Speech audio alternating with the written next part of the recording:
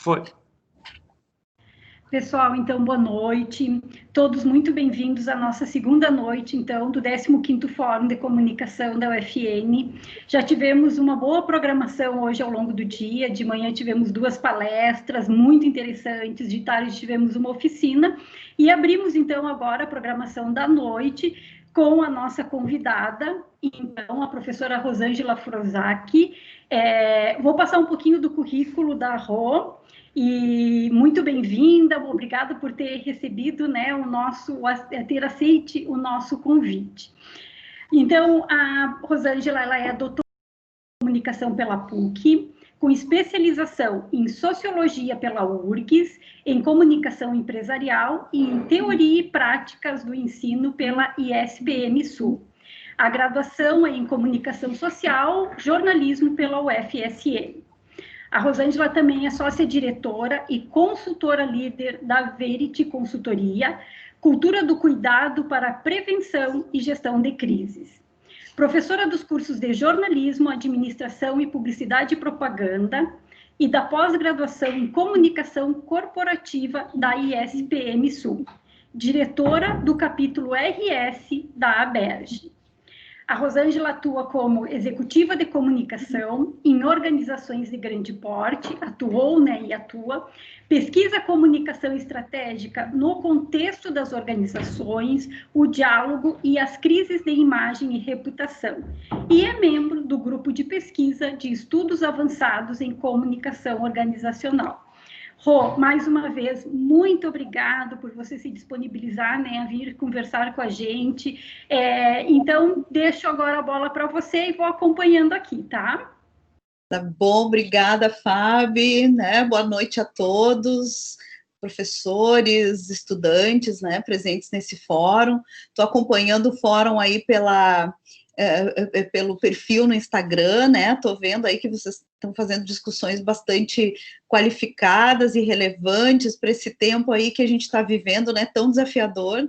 Uma alegria também, né, estar entre pessoas conhecidas, né, entre amigos aí de Santa Maria, né, lugar onde eu fiz a minha graduação, e ao ler meu currículo, né, eu acho que já dá para ver, assim, que eu comecei no jornalismo tradicional e fui migrando aí para uma série de outras áreas, né, então acho que isso também diz um pouco sobre o tema que a gente vai enfrentar na noite de hoje, né, que a gente vai discutir na noite de hoje. Eu sempre gosto de pensar que estudantes de jornalismo e de publicidade precisam sempre valorizar muito a mãe, né? E a mãe, aqui eu estou falando da mãe comunicação, lá pelas tantas, sob o ponto de vista formal e de campos de estudos, principalmente da organização, né, do MEC, a gente, no jornalismo, foi se afastando da comunicação. Eu acho que esse sempre é um problema para nós, né? Porque não há como pensar, né, a construção das narrativas, né, as histórias, pensar tudo isso sem pensar no pano de fundo que é a nossa comunicação, né? Então, quando o Bebeto aí fez o convite, a Cristina, né, eu discutindo um pouquinho com eles, né, entendi que a gente podia falar sobre essa transformação digital da nossa comunicação, né? E com esse tema, pretendo aí trazer para a nossa pauta aqui do fórum, então, o entendimento desse conjunto de transformações, né, o que alguns autores vêm chamando de metamorfose aí do tempo que a gente está vivendo.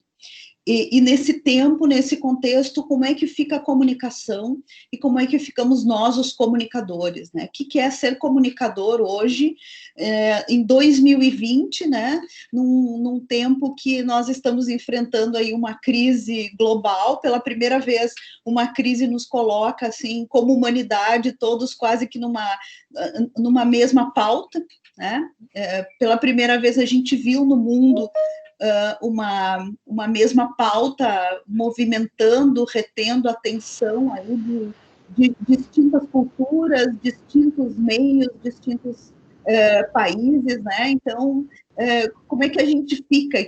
Como que a gente pode pensar, né, nesse 15º Fórum de Comunicação, como que a gente pode pensar esse nosso contexto. Para não ficar discursando, porque eu falo muito, né? O pessoal que me conhece aí sabe que eu gosto de conversar, então eu vou compartilhar o meu roteiro, né? Fiz um roteiro aqui para a gente, na verdade, para que eu não me perca aí no raciocínio, né? E para consiga compartilhar com vocês aí o que eu preparei. Está visualizando, Fábio? A tela está certinha? Sim, tá, e a tela está cheia, sim, pode seguir. Tá ótimo.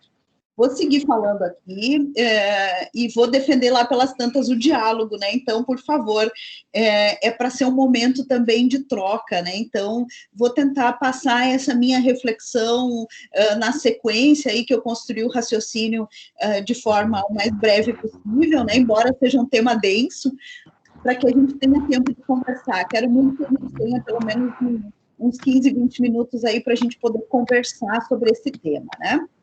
Ótimo. Vamos lá, então.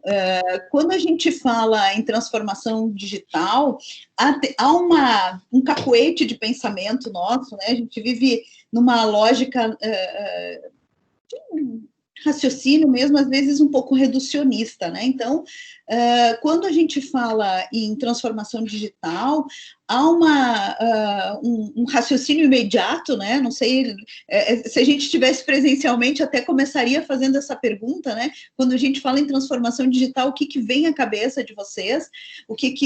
Quando vocês se programaram para estar aqui nesse horário, né? O que vocês pensaram que poderiam encontrar nessa nossa conversa? E a tendência é que a gente pense logo na tecnologia, né? Eu tive um professor no doutorado que dava uma disciplina de determinismo tecnológico e a gente passou assim um semestre inteiro discutindo aquela relação clássica do ovo e da galinha, né? O que veio primeiro? A tecnologia que transformou o comportamento do homem ou foi o ser humano que criou as condições para a tecnologia surgir, né? Então, como eu trabalho com a complexidade, eu evito cair nessa relação de causa e consequência, né? Então, vou defender aqui com vocês que as coisas são recursivas, ou seja, a causa e a consequência, lá pelas tantas, elas se confundem. Mas o que interessa aqui para a nossa discussão é assim, partir dessa pergunta, o mundo mudou nesses últimos 30 anos? A gente percebe, eu sei que muitos daqui não têm esse horizonte, vão me dizer assim, olha, segundo os livros de história, né? Mas essa pergunta talvez para os professores faça um pouco mais de sentido, né? O mundo mudou nesses últimos 30 anos, e por que esse horizonte de 30 anos? Olha como eu fui arbitrária aqui na hora de construir o meu conteúdo, né? Que eu estabeleci esse horizonte dos 30 anos a partir do meu umbigo, ou seja, a partir da minha história. Por que 30 anos? Porque eu encontrei, quando o Bebeto me convidou, eu encontrei uma foto exatamente que está completando nesse ano 30 anos, que é essa foto aqui. Né? Essa foto é a foto da redação do jornal A Razão, em Santa Maria, em 1990, né? E vejam as setinhas ali apontando para a tecnologia da época, para o que a gente usava na época, né? Isso era um mês de dezembro, portanto vai completar, né, 30 anos daqui a alguns dias, e eu fazia a retrospectiva do ano, né, do que foi notícia no ano, para publicar numa edição especial, então, de virada de ano, né, como era tradicional e continua sendo tradicional aí nos veículos, né, a gente publicava, então, essa espécie de retrospectiva do que tinha acontecido naquele ano. E os jornais, as revistas, né, os programas de televisão eram a garantia de memória, da memória, né, recente da sociedade. Então, vejam que é uma foto bem destruidinha, assim, né, uma foto cheia de marcas, porque ela realmente tem aí bastante tempo que ela está guardada comigo, né, por aí. Foi uma foto feita por uma colega da redação, enquanto a gente preenchia as laudas e laudas, aquela pilha de papéis dobrados ali na minha direita são matérias já escritas. Então, quando a gente terminava de escrever uma reportagem, a gente dobrava ela e deixava ali na pilhazinha pronta para depois seguir aquele processo bem rudimentar, né, industrial, bem rudimentar, até sair o jornal e conseguir fazê-lo chegar na casa das pessoas. Então, esse meu horizonte de 30 anos é arbitrário, porque ele parte da minha história, e porque Santa Maria, né, quando veio um convite de Santa Maria, me evocou essas memórias tão boas, tão agradáveis e tão diferentes, né? A sensação que eu tenho, assim, quando me relembro dessa época, quando relembro essa época, é como aqueles filmes de ficção que a gente entra num túnel do tempo, assim, né? Parece que foi numa outra vida, numa outra dimensão, assim. Não parece que faz tão pouco tempo, do seu ponto de vista histórico, 3 décadas são nada, né? Mas o que o mundo se transformou nessas 3 décadas é de uma grandiosidade difícil de acomodar na nossa reflexão, né? Então, esse também era um tempo que estava surgindo esse equipamento, gente.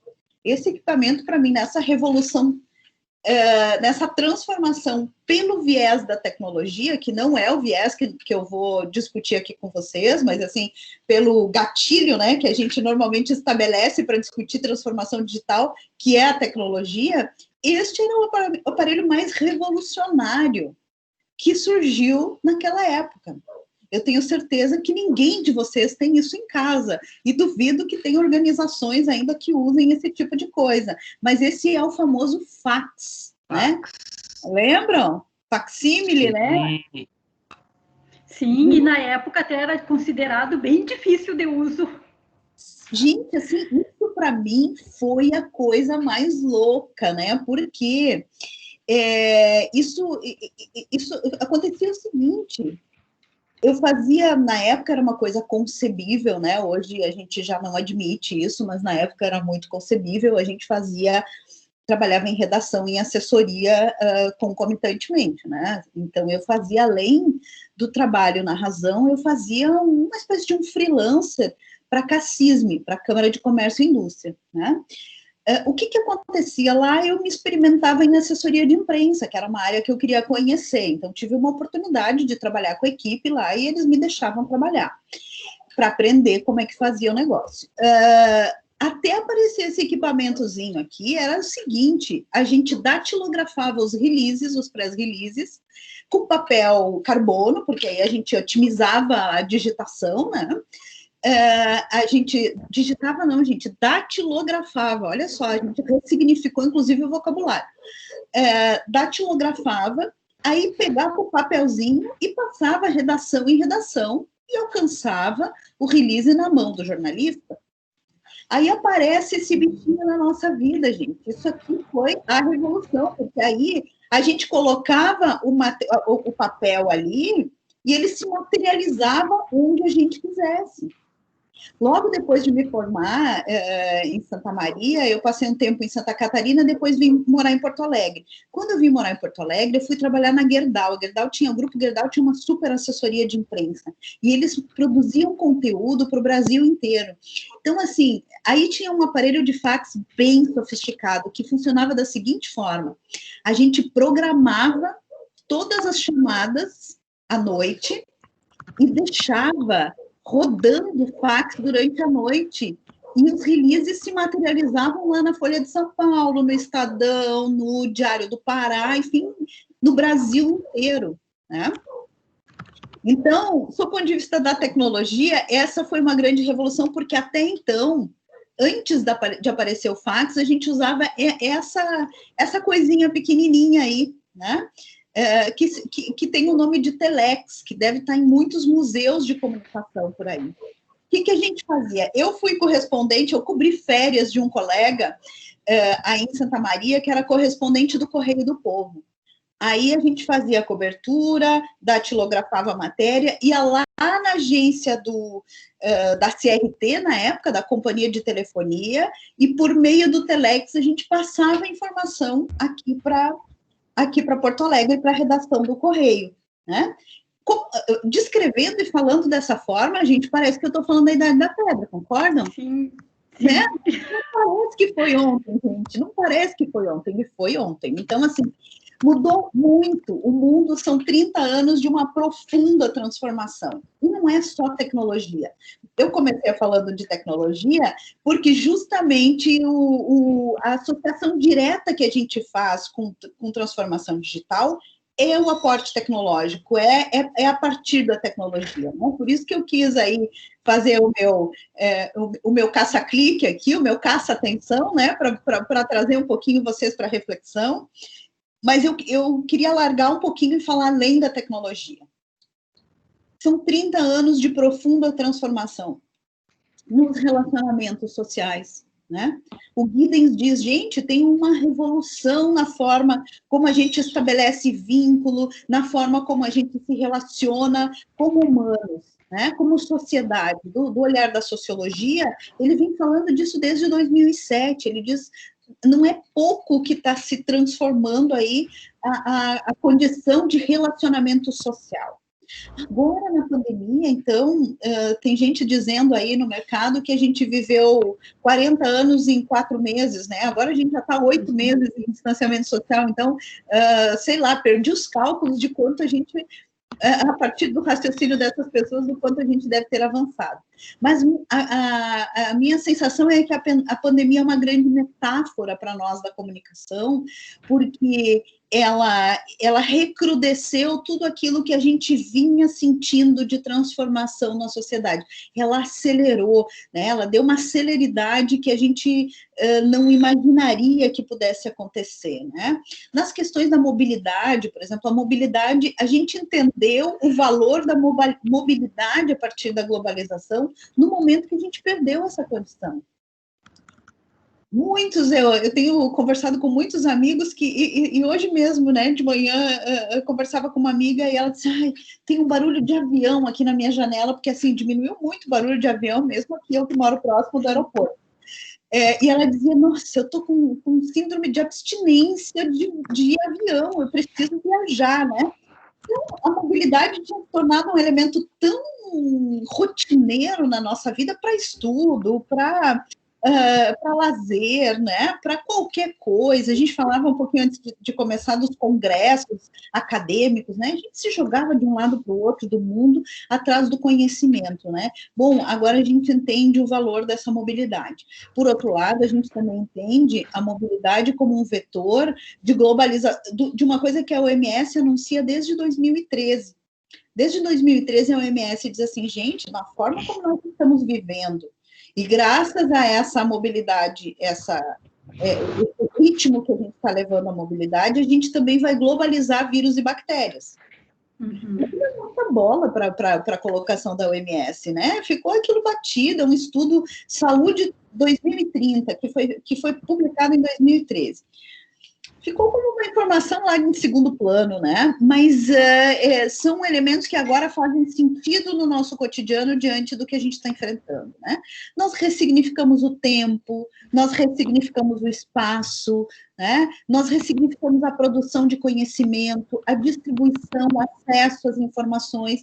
Nós ressignificamos a partir dessa transformação digital da vida, né, da nossa interação no mundo, nós ressignificamos a vida de forma geral.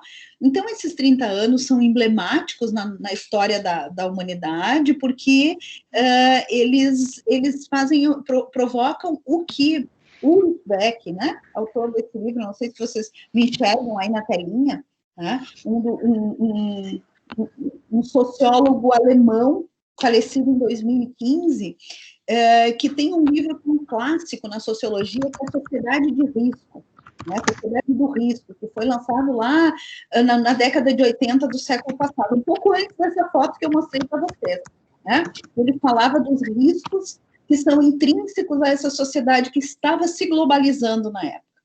Em 2015, exatamente no ano que ele morreu, ele lançou esse livro, né? Ele, aliás, ele terminou de escrever, ele estava escrevendo esse livro, a companheira dele que acabou finalizando o livro, né? Mas ele já tinha toda a parte mais importante escrita, e o livro se chama A Metamorfose do Mundo, Novos Conceitos para uma Nova Realidade. Ele vai dizer que o que a gente está vivendo não é uma transformação, não é um período de mudança, é uma verdadeira metamorfose. né? No jeito que a gente interage no mundo, no jeito que a gente reconhece o outro, no jeito que a gente considera as relações, no jeito que a gente estrutura a família, no jeito que a gente está próximo mesmo estando distante, né?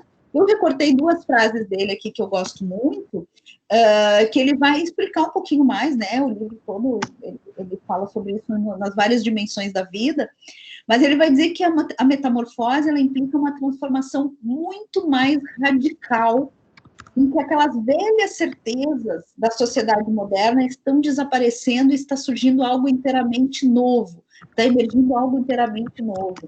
Quando ele diz isso, ele alerta por que ele chama de metamorfose e não de transformação? Porque ele diz que são todas as dimensões da vida. Não dá para localizar só na tecnologia, não dá para localizar só nos avanços sociais, não dá para localizar só nos avanços do conhecimento, né? Ele vai dizer que ela é ubíqua, é uma transformação ubíqua, ela está em todos os lugares. Está em todos os lugares, ela está em todos os espaços físicos, nas pequenas cidades, nas grandes cidades, né, não tem um lugar onde ela se localiza, não tem uma ciência que esteja puxando mais, ela está em todos os lugares, ela está muito nos costumes,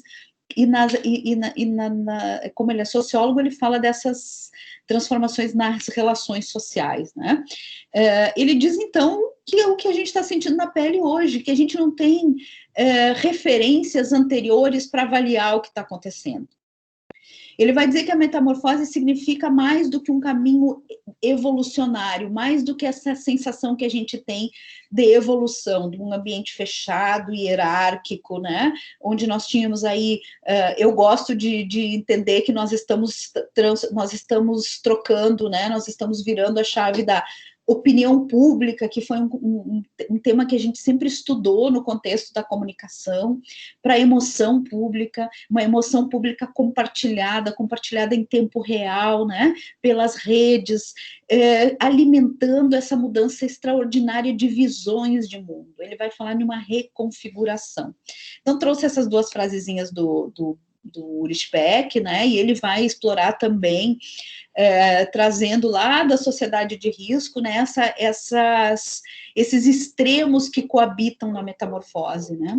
Então, nós temos aí 2 imagens que são imagens que significam o nosso tempo. Então, um sujeito, né, provavelmente com bom poder aquisitivo, viajando com seu passaporte na mão, super cheio de carimbos, né, que já circulou pelo mundo inteiro, né, com a sua malinha, com a sua bolsa, e circulando livremente pelo mundo, né. Em contrapartida, nós temos as cenas dos campos de refugiados, né, que por absoluta inexistência de condições de permanecer na sua terra, precisam se deslocar pelo mundo e são barrados pelas cercas, e são barrados, né, pelas formas simbólicas e pelas formas concretas aí, né, sendo impedidos de usufruir dessa globalização que boa parte da população aí usufrui sem limitações, né? Então, muitos paradoxos, podia fazer aí 10 slides desses paradoxos da metamorfose, mas trouxe alguns que ele faz menção, o Ulrich Beck faz menção e outros autores também, né? De extremos que estão coabitando neste processo de metamorfose. Segundo ele, nós estamos vivendo esse momento na sociedade, né? Então, o global com os fundamentalismos, a abertura, por outro lado, as discriminações. Nós nunca tivemos tantas denúncias de discriminações, né? Algumas indo para o extremo dessas lógicas dos cancelamentos, dessas lógicas da fogueira, né? Eu digo que a fogueira lá da Idade Média, ela está presente hoje nas redes sociais, né? O erro não tem perdão, né? A gente quer eliminar o outro que pensa diferente, né? Então, assim, ao mesmo tempo que nós temos uma sociedade aberta, como chama o Volton, né? Que é um sociólogo francês que eu gosto muito, vou usá-lo aí mais adiante também. Nós temos aí um ambiente de discriminação, um ambiente de preconceito ainda muito presente na nossa sociedade. E talvez denunciado de forma mais transparente, mas ainda bastante presente. A abundância e a fome, né, a liberdade e os encarceramentos. O que nós desejamos tanto, que foi essa democratização da informação, né? A gente queria o fim desse monopólio, desse lugar exclusivo de produção, né, de construção social da realidade, que tinham os grandes veículos, os veículos financiados por grupos muito poderosos. Hoje nós temos essa democratização acontecendo, mas precisamos conviver, né, com seu antagonismo, que são as fake news, ou são essas informações usadas com uma intencionalidade talvez não tão adequada quanto gostaríamos, né? E esse é o mundo, então, né, que eu queria trazer como pano de fundo para vocês, no qual nós, comunicadores, vocês, futuros comunicadores, vocês, professores, formando os futuros comunicadores, né, que a gente precisa enxergar, que a gente precisa viver e conviver nesse mundo, né? Eu gosto muito dos aportes, das contribuições feitas pelo Manuel Castells, né, sociólogo espanhol, que agora é ministro da Educação na Espanha, né, e que lá desde 2002, desde quando fez a sua trilogia lá, Sociedade em Rede, né, vem nos ajudando a ler o cotidiano, vem nos ajudando a interpretar esse mundo que a gente está vivendo. Então, trouxe algumas coisas para fechar esse cenário aqui, que são trazidas por ele, né, esse mundo marcado pela controvérsia, pelo empoderamento de grupos que não tinham poder até então, né?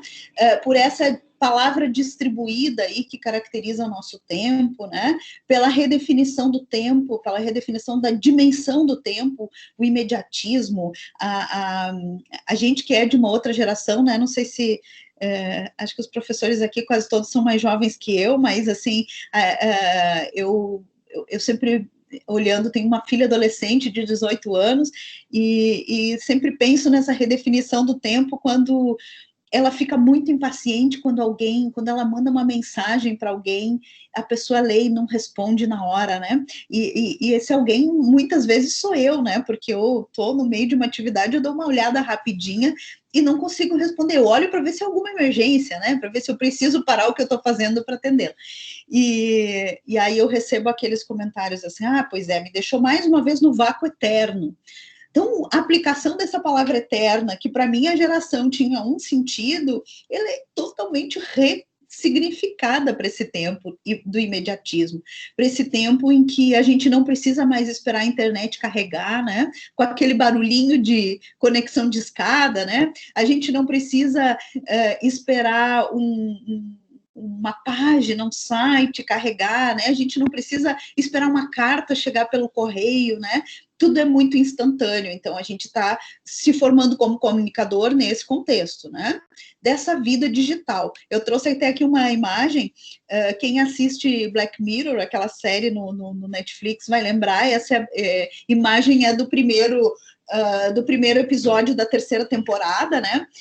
Que fala justamente assim, faz uma caricatura dessa lógica que a gente está vivendo hoje no digital, essa lógica que é completamente toda a noção de relacionamento, de valorização, de construção, né, da sua vida social se dá no ambiente das redes. Pouco do que a gente já vive hoje na realidade, quando a gente usa um aplicativo, por exemplo, de transporte, Uber, Cabify, a gente tem lá uma nota, a gente dá uma nota para o motorista, a gente tem uma nota, a gente chama um iFood, ou a gente chama qualquer aplicativo de comida aí, né, nesses tempos de pandemia nunca tão usados, de supermercado, e a gente dá uma nota, a gente faz uma avaliação digital daquela pessoa, né, da performance daquela pessoa. Então, assim, não estou dizendo novidades para vocês, mas eu estou querendo que a gente enxergue isso de forma sistematizada para pensar nesse nosso lugar dentro dessa sociedade hiperconectada em rede, né? Em 2014 na Espanha, 2017 no Brasil, saiu o livro do Castells chamado Redes de Indignação e Esperança, que é um livro que nos ajuda muito a entender essa sociedade, esse hiper aí é por minha conta, tá, gente? Essa sociedade conectada em rede que ele nos anunciava lá no início dos anos 2000, né? E aí eu separei aí algumas ideias que ele traz e que tem muito a ver com, já entrando um pouquinho na comunicação, né? Ele vai dizer que esse mundo turvado por aflição econômica, cinismo político, político, vazio cultural e desesperança pessoal, né? Está forjando essa nova lógica de relacionamento que a gente está impondo no ambiente social, porque a confiança, que era a grande amálgama da sociedade, né? A gente confiava nas instituições, na igreja, na família, no exército, na escola, na universidade, né? Aquelas grandes instituições, né, que representavam essa sociedade, elas tinham, catalisavam a confiança da sociedade. Hoje essa confiança está se deslocando, né, e está indo para as relações mais um a um, para essas relações individuais, né? A gente não espera mais a verdade pelo jornal que chega de manhã, ou pelo telejornal, ou pelo rádio, né? A gente vai construindo a nossa realidade, juntando aquele podcast que a gente mais gosta, aquele canal do YouTube que a gente que dialoga com as nossas necessidades, que fala com as nossas inquietações, com as nossas indignações e com as nossas esperanças, né? É daí que a gente vai construindo esse nosso aparato de confiança. Portanto, isso impacta muito na comunicação, né? Os canais que ao longo da história foram monopolizados por governos, empresas, como alicerce de poder, a gente chamava o jornalismo de quarto poder, né? A comunicação, de forma geral, ela era concentrada, era a construção da verdade que estava na mão de alguns agentes, de alguns sujeitos, de algumas instituições. Ela está distribuída, hoje ela está aqui, ó, na ponta do nosso dedo, né? Nós vamos construindo esse aparato comunicacional, né? E para o Castells é isso que cria, então, a condição para as redes sociais da internet se fortalecerem tanto.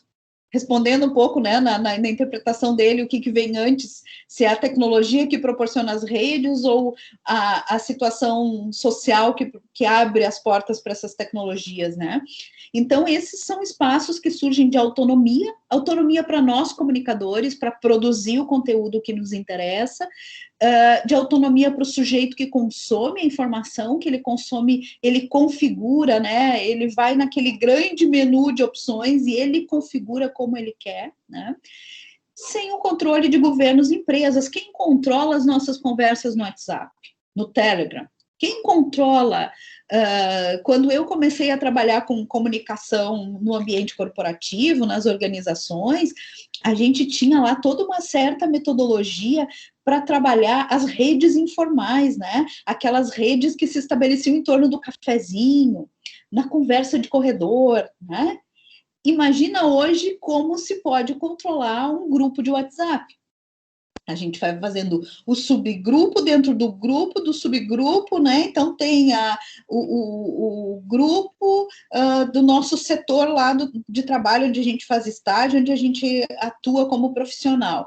Dentro a gente faz um grupinho dos mais próximos, depois tem outro grupinho, vão surgindo estratificações baseadas no item seguinte que ele fala, nas dores e na esperança que a gente compartilha com o outro, né?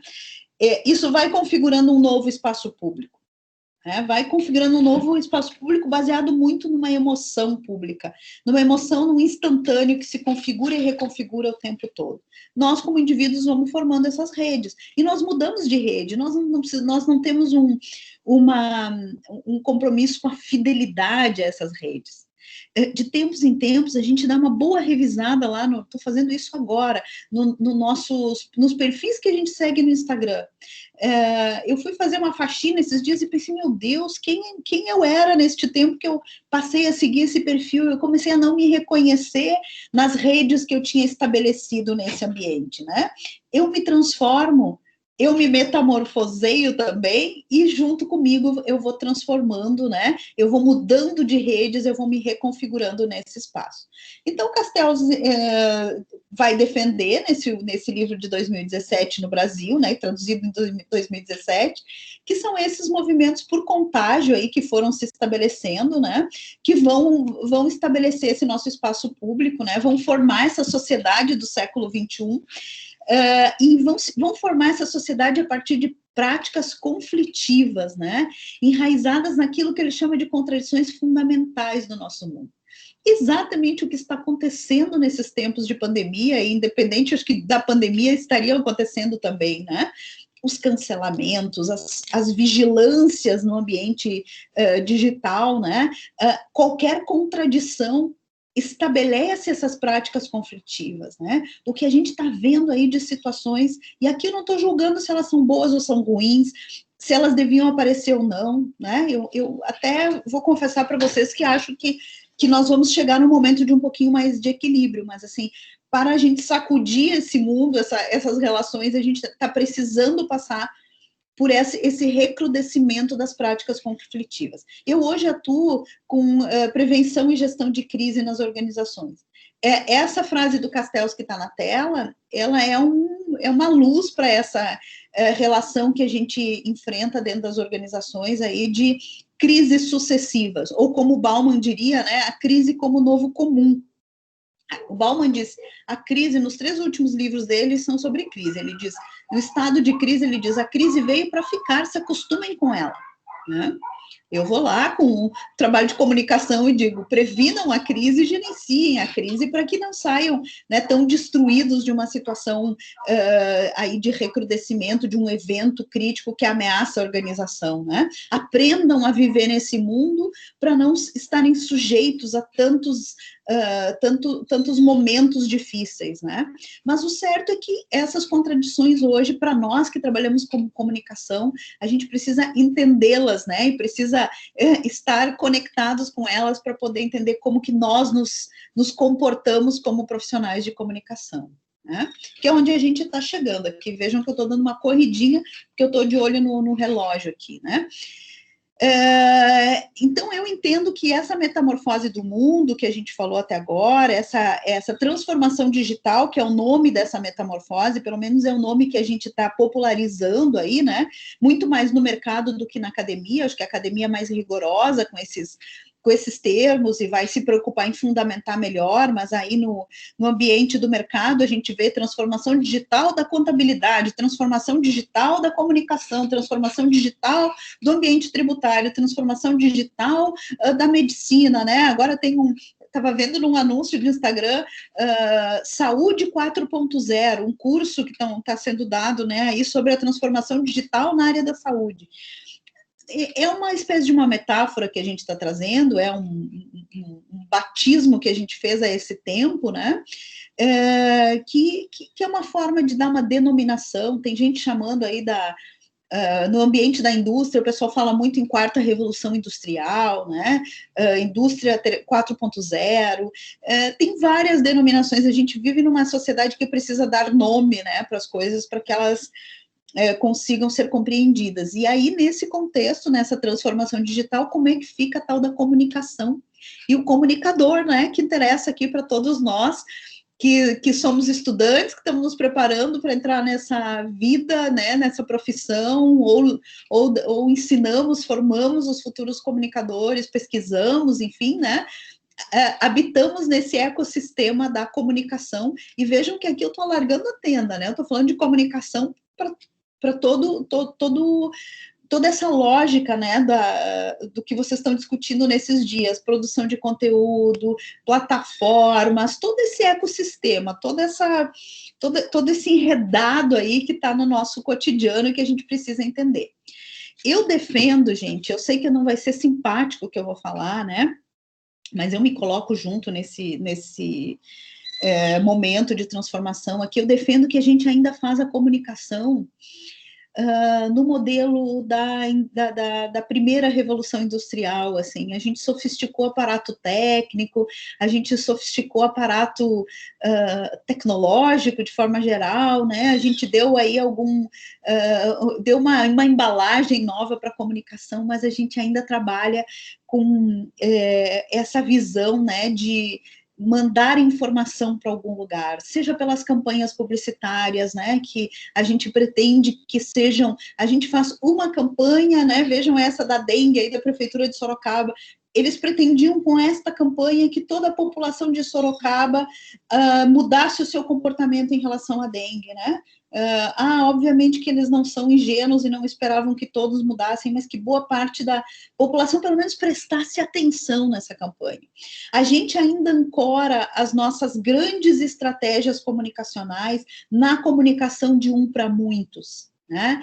Uma redação de jornal, um press release que a gente faça no ambiente organizacional. Aqui na direita tem uma foto de uma gráfica, né, de um ambiente de produção do jornal. Ela é toda bonitona, tem uma cara de futurista, né, mas ela faz lá a impressão de um mecanismo para muitas pessoas lerem, e isso está se transformando. Às vezes eu tenho a impressão que a gente ainda faz comunicação para esse senhor tomando café e lendo o jornal, né, no café da manhã, quando o mundo está como essas mesas que estão ao lado dele, com muitas pessoas, né, as pessoas interagindo digitalmente no ambiente presencial, né? Então, assim, claro que são situações metafóricas aqui, quase caricatas, né? Mas elas estabelecem esse dilema. A gente precisa reconhecer essa metamorfose do mundo, a gente precisa, como comunicador, reconhecer essa transformação digital para poder ajudar a sociedade e as organizações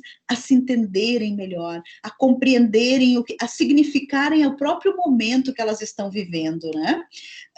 Então, eu costumo dizer que a gente vive ainda, né, gente, nesse modelo da teoria da comunicação que está aí na esquerda da tela, que é um modelo de 1948. Pensem no mundo, eu mostrei para vocês o mundo de 1990, e eu tenho certeza que algumas pessoas aí não reconheceram aqueles elementos que estavam nas fotos, né? Esta teoria da comunicação, que é hegemônica, pelo menos no mercado, né? No ambiente acadêmico, a gente discute e confronta com outras teorias, né? Mas no mercado ela ainda é a referência do que é comunicação, né? Ele é de 1948, inspirada num estudo de um engenheiro que estava buscando uma solução para a telefonia. É a teoria matemática da comunicação, que pressupõe um emissor, um receptor, uma mensagem, um canal, né? E aquele nosso famoso comentário que a gente ouve muito no mercado, que assim, tem ruído nessa comunicação. Tem ruído nessa comunicação. Quando a gente vive, está precisando compreender essa sociedade que eu venho falando desde o primeiro slide, que ela está imbuída, ela está envolvida no que eu costumo chamar, pegando lá do Richard Sennett, de 2012, um diálogo dialógico. É um burburinho. O ruído é o nosso horizonte, né? O ruído é a nossa realidade, ou o que o Volton vai chamar de incomunicação. Isso é a nossa realidade hoje.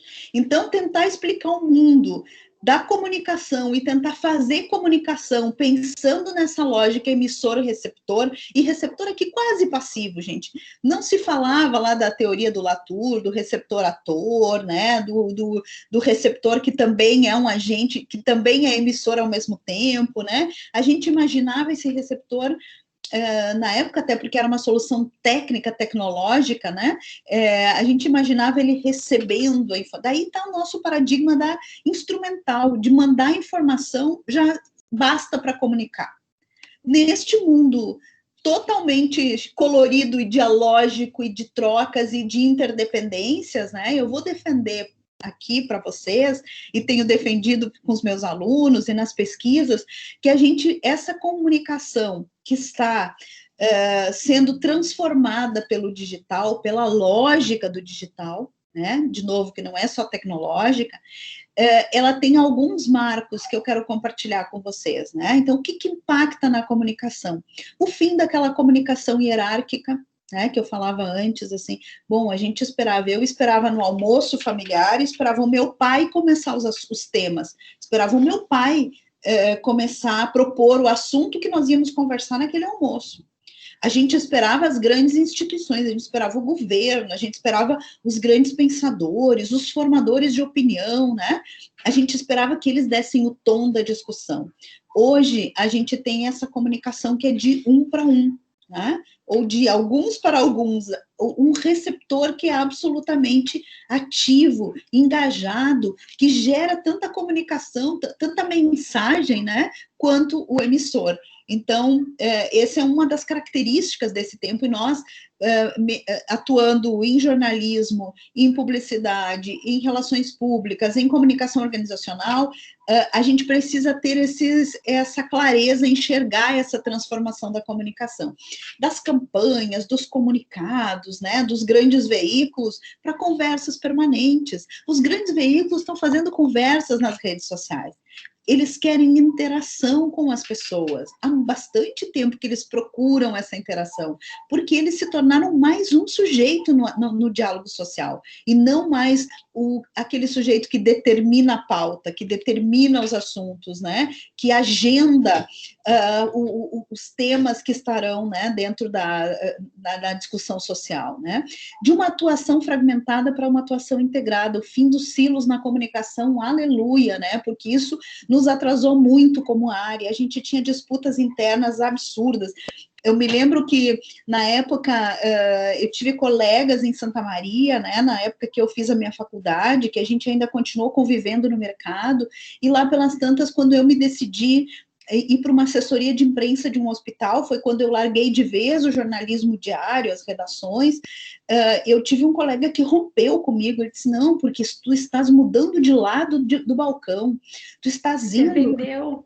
Eu me vendi, sabe? Eu me lembro da frase que ele me disse assim, mas tu escreve tão bem, tu é uma repórter tão boa, tu apura tão bem, como que tu vai vender o teu intelecto para o capital? Né? Então, assim, era nesses termos que as coisas aconteciam, né?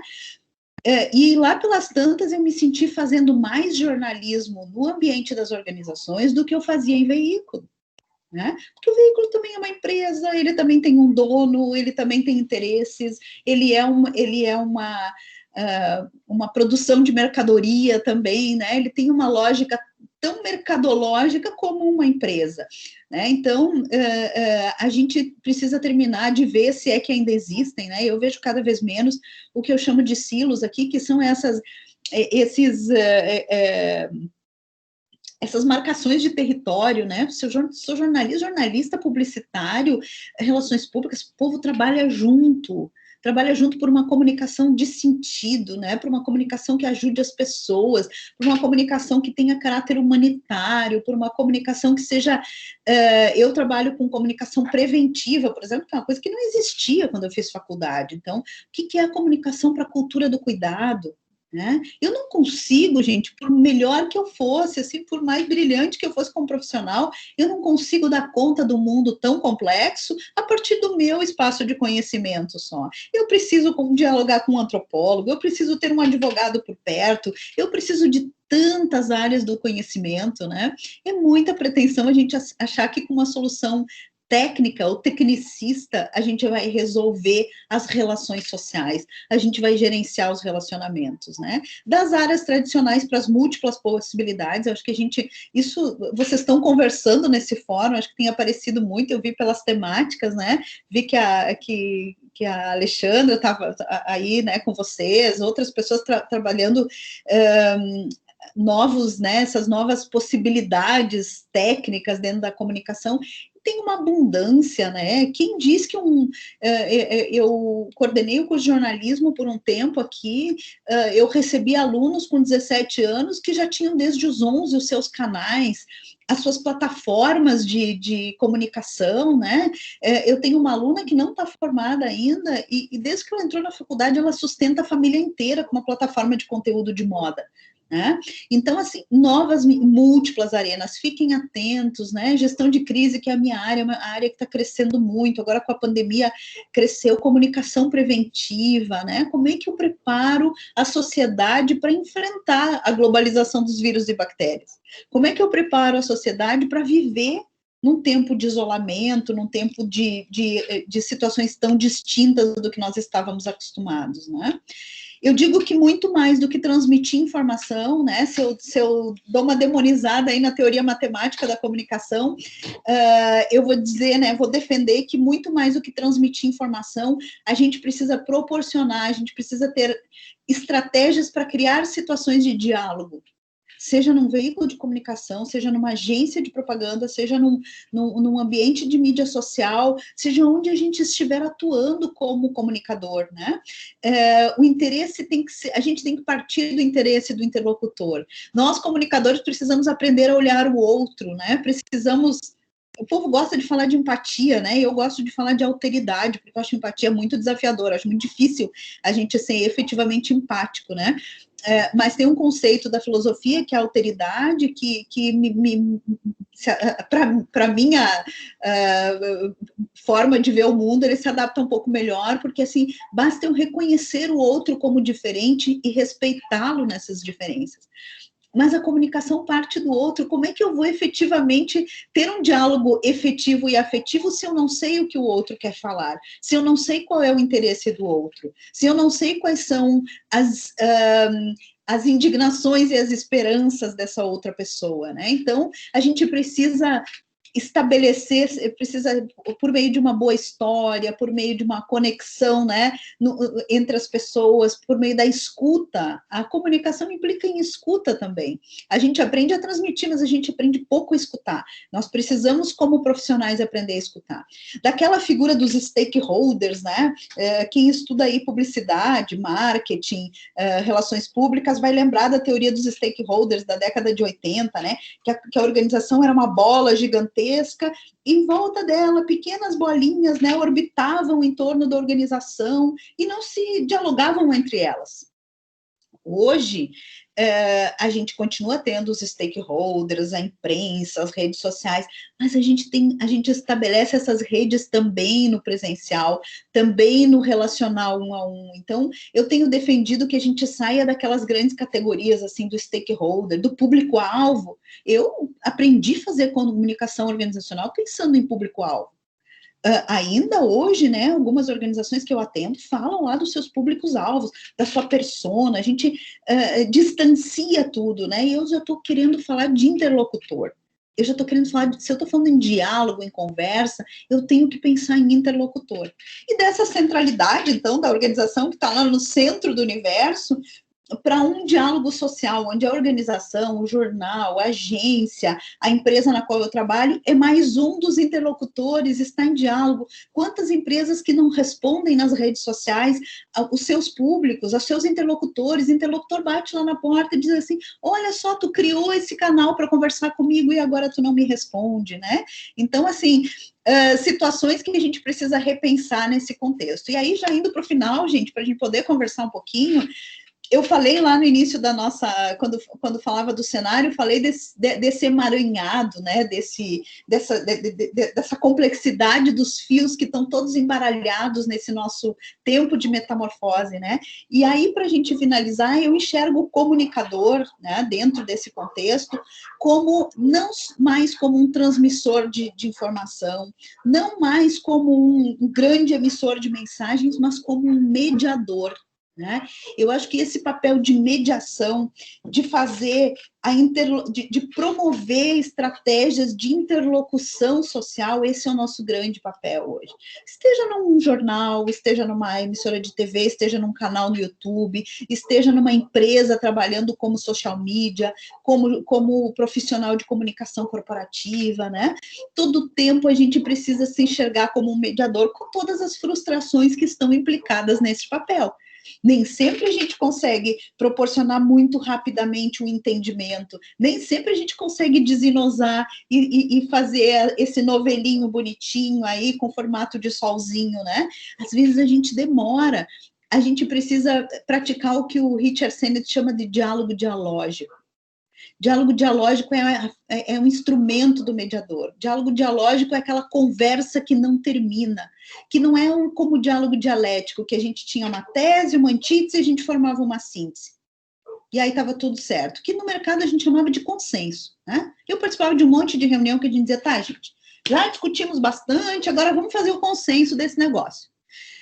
Acho que o consenso é cada vez mais utópico e distante, né? A gente está nesse ambiente, como é, eu acho que o Twitter é uma boa metáfora, né? É um diálogo constante, a gente fala, tem o pró, tem o a favor, tem o contra, tem o em cima do muro, e a gente está sempre dialogando, e a gente aprende nesse diálogo dialógico.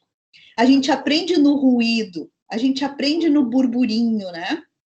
A gente aprende, então, como comunicador, mediando esses diálogos para proporcionar um diálogo social que não vai ser interrompido, que ele é constante, que ele é saudável, que ele é importante para que os interlocutores consigam entender o seu lugar na sociedade, né? Numa perspectiva de gestão de relacionamentos sociais. Isso pode acontecer garimpando boas histórias, né, que criem sentido para que a gente possa compreender o mundo, construindo narrativas humanizadas, tendo o ser humano como figura central, desmistificando o ecossistema comunicacional, né? Quando a gente reclama de fake news, quando eu vejo jornalista de redação reclamando de fake news, eu vou lá e digo, olha só, a gente, porque eu também me coloco nesse universo, a gente é muito culpado pela ascensão das fake news. A gente sempre produziu notícia com muito mistério, né? Como se fosse uma coisa muito difícil. A gente nunca explicou a importância do rigor da apuração. Agora os veículos começam a fazer fact-checking, começam a usar mecanismos que mostram como a informação é construída. Por muito tempo a gente guardou isso para manter o nosso quarto poder, a gente não contava, não fazia uma metanarrativa da comunicação.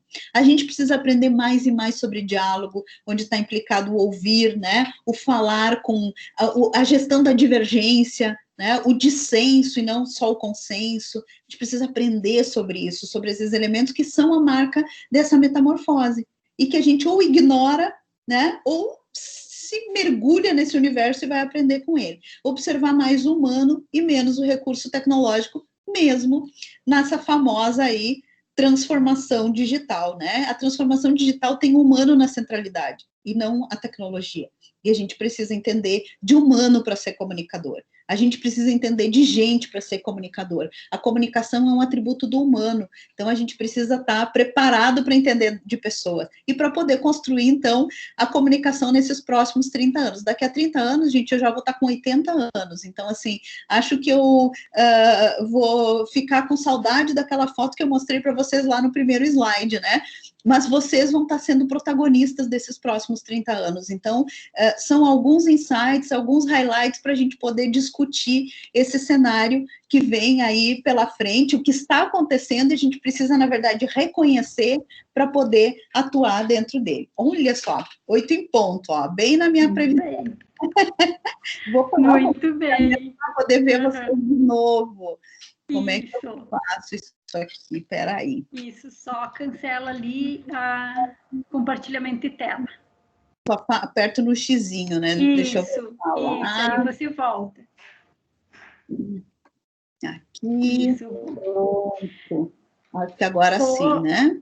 Isso. Bom, assim, durante a tua fala, que o pessoal foi fazendo comentários aqui no chat, né? Primeiro, assim, muitas reflexões eu acho que a gente pode tirar disso, acho que muitas coisas para a gente comentar. A primeira coisa que eu chamo a atenção é que as falas do fórum, elas vão se fechando, elas vão se interconectando e elas acabam caindo nessa questão do humano que está por trás de tudo isso, né? Então, a preocupação com o humano no uso dos dados, a questão de você trazer essa comunicação mesmo da publicidade, né?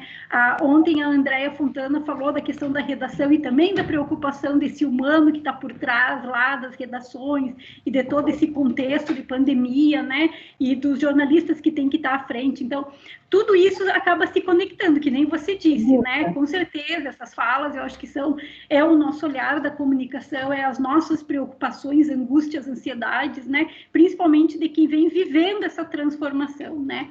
Mas, assim, o pessoal mais antigo aqui, os profs, se identificaram contigo, viu? Também trabalhamos com fax, também levávamos o release de redação em redação, né? Com aquela ideia assim, não, mas é até bom, você tem contato com o jornalista, então vai lá, caminha, leva, né? Então, muito interessante, assim, várias coisas que suscitaram aqui, né?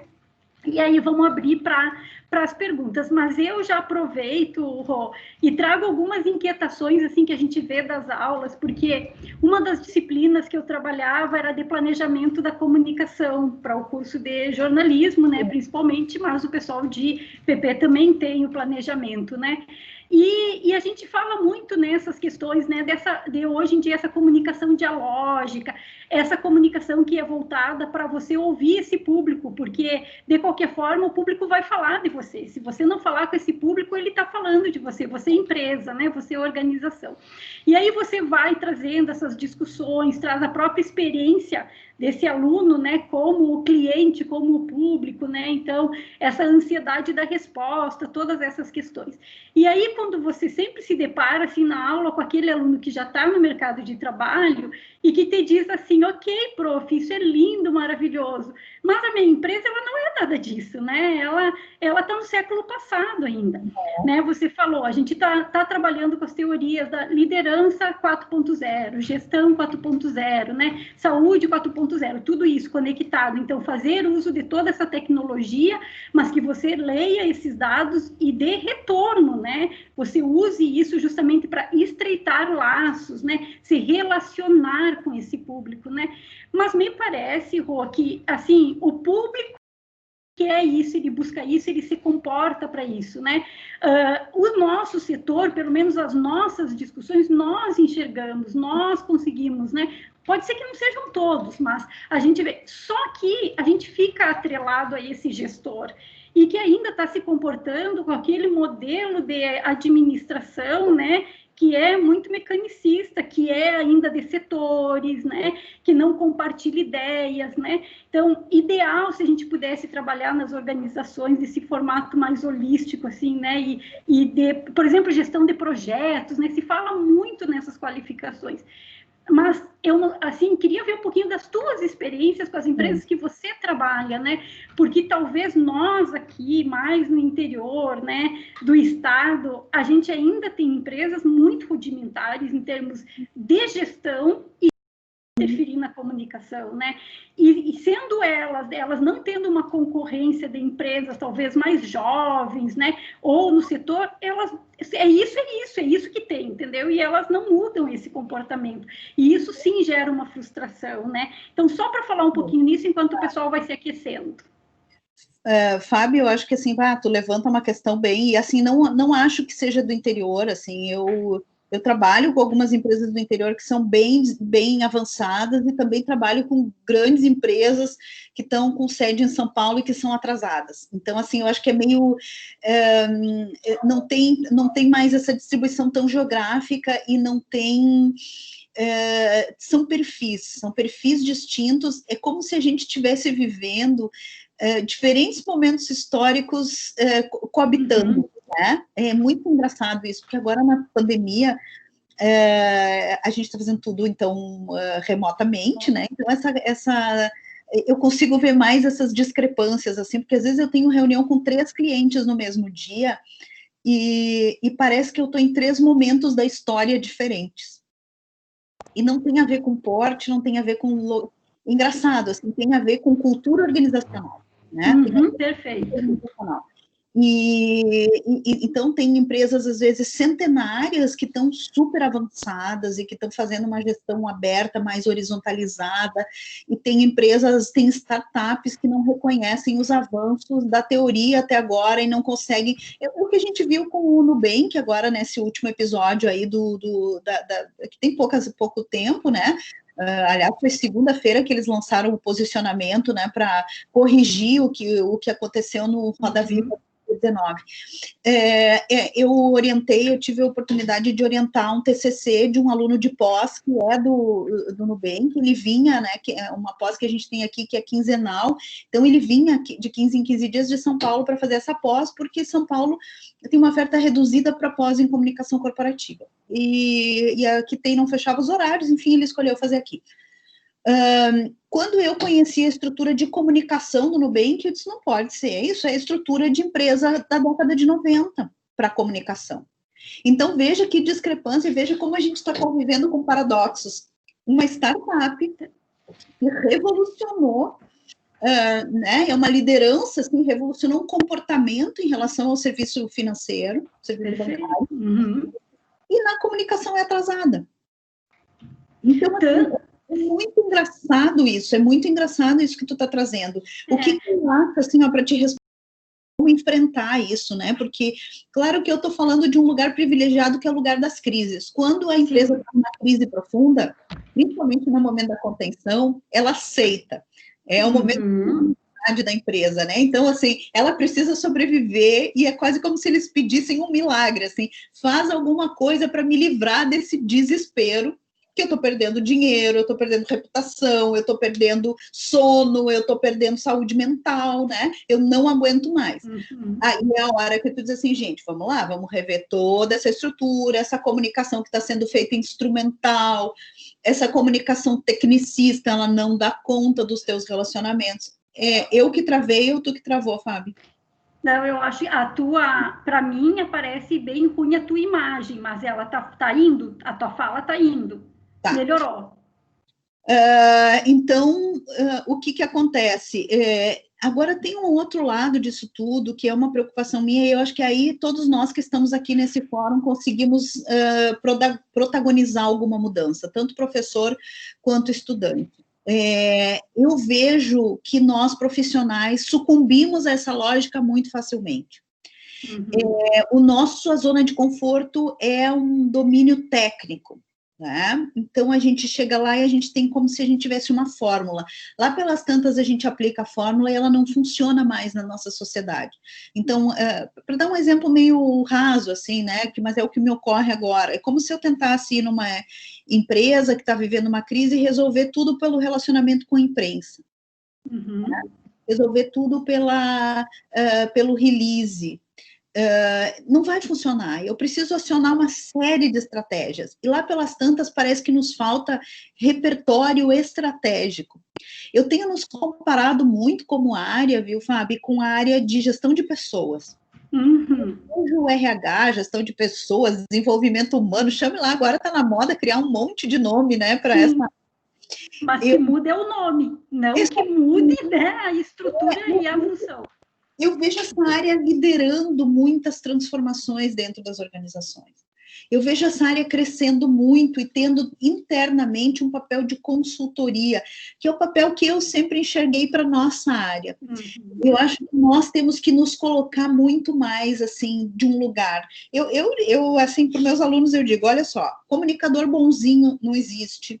Se tu tá numa organização e tu é muito bonzinho e tá tudo certo, desculpa ser tão simplista, mas assim, tem algum problema porque a gente incomoda, a gente traz coisas diferentes, a gente tem um pé dentro da organização e um pé lá no mundo, então a gente está mostrando um mundo que é desconfortável, a gente provoca essas pequenas revoluções cotidianas dentro da organização.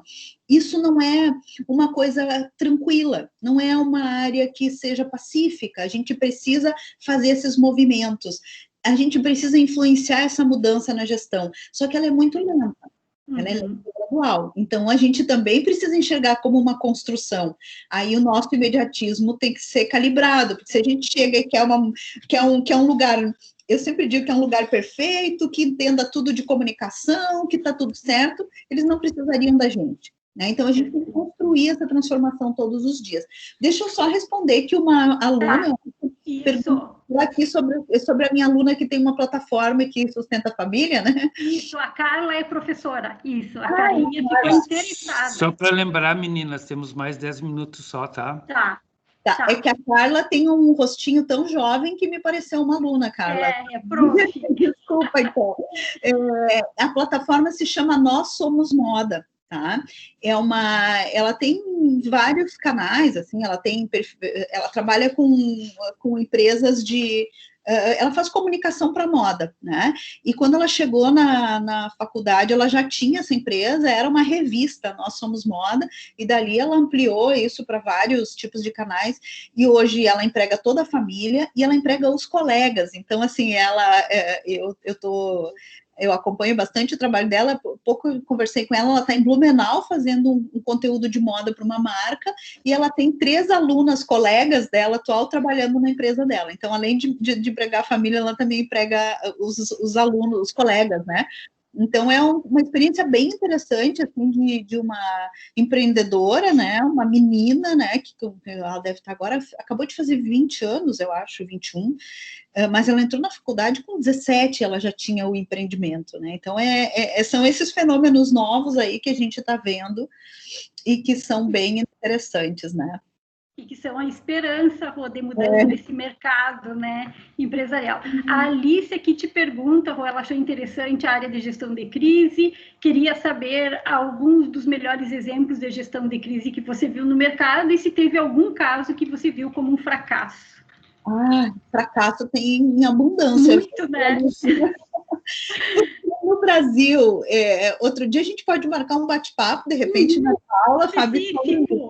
Perfeito. Tem muita história para contar, porque no Brasil essa é uma área nova, né? No mundo ela está aí desde a década de 80, nós temos aí uma produção teórica muito forte na França, um mercado muito desenvolvido. Eu digo que nos Estados Unidos até a padaria da esquina tem sistema de prevenção de crise, né? É um país que desde do 2001, do 11 de setembro, então, é um país obsessivo pela gestão de crise. O Chile tem ótimos exemplos, então, assim, a gente tem países onde esse tema é muito forte.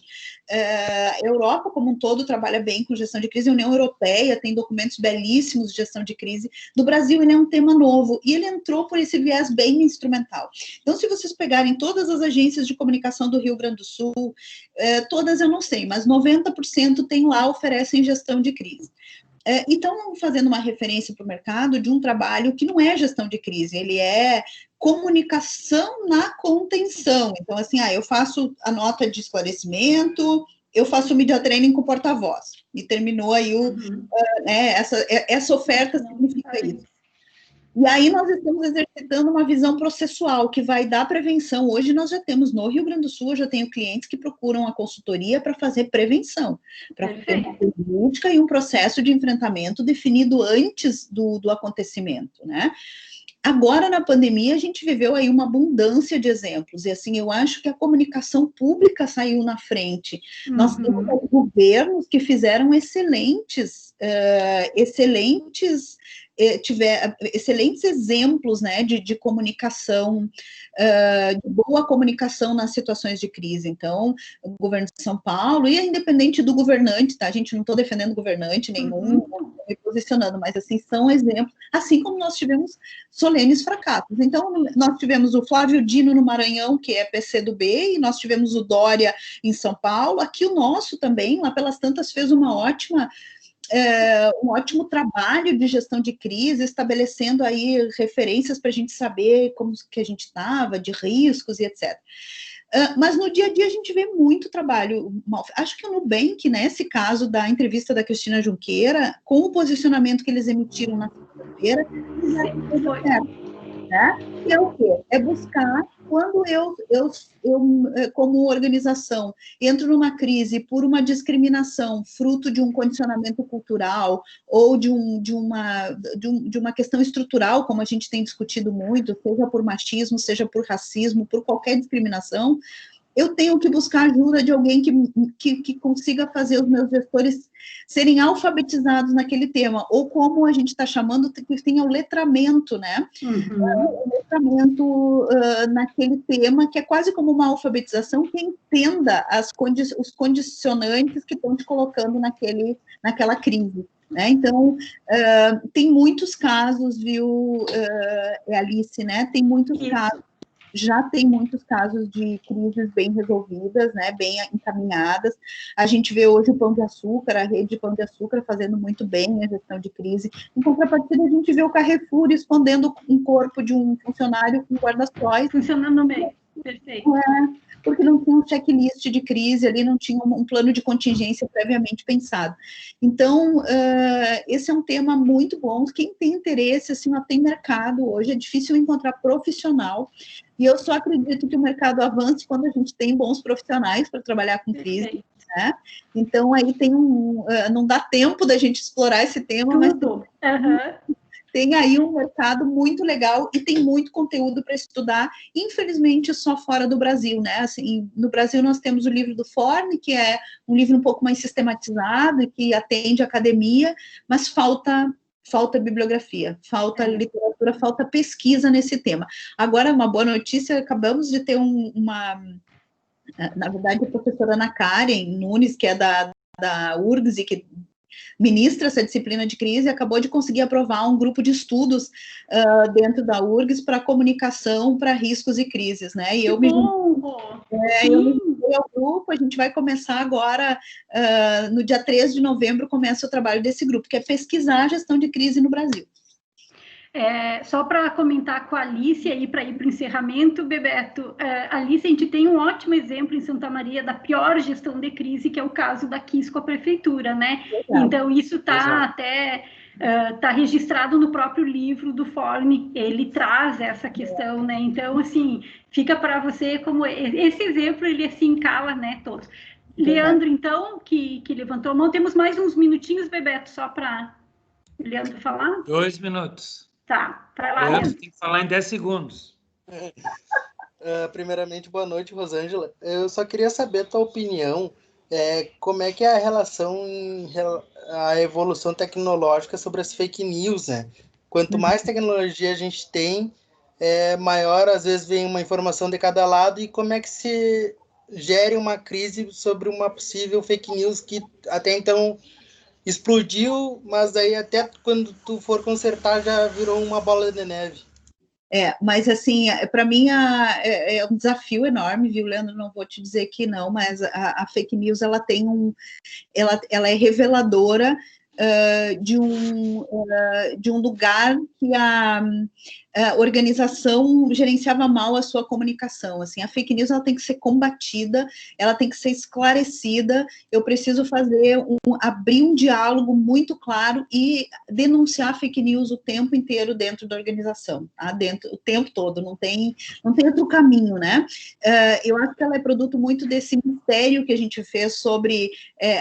engraçado que quanto mais fechada a organização e com mais dificuldade de diálogo, mais fervilham as fake news, né? Então, para mim, a fake news ela é um sinalizador para a organização, que a organização está precisando horizontalizar o diálogo e está precisando conversar muito mais do que ela conversava até então, né? Eu acho que ela, de alguma maneira... A minha mãe, quando eu era criança, ela tinha um ditado, né? Que ela dizia, tem males que vêm para o bem.